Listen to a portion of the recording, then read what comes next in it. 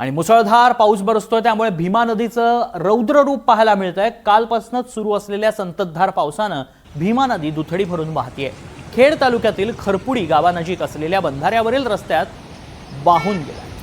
हा बंधाऱ्याचा रस्ताच वाहून गेल्याचं पाहायला मिळतंय।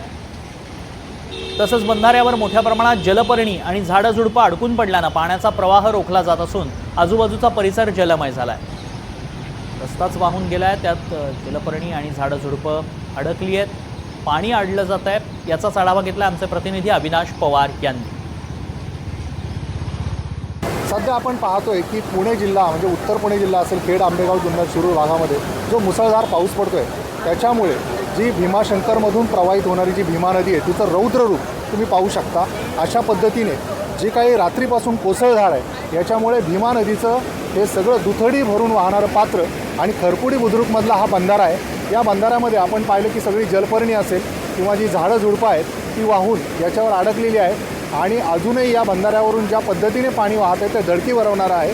मात्र ही परिस्थिती का उद्भवली तर जी काही आता पाणी टंचाईची परिस्थिती निर्माण झाली होती, गेले अनेक दिवस पाऊस नव्हता आणि त्यामुळे या बंधाऱ्याचे ढापे काढले गेले नाहीत, त्यामुळे ही परिस्थिती उद्भवल्याचं स्थानिक सांगतायत। एकूणच शेतीचंही मोठ्या प्रमाणात नुकसान झालं आहे। शेतकऱ्यांच्या जे काही मोटारी होत्या त्या देखील वाहून गेल्याचं इथं समजतंय।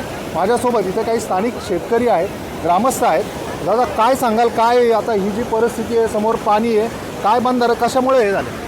ते फळ्या काढलं न काढल्यामुळे झालेलं आहे।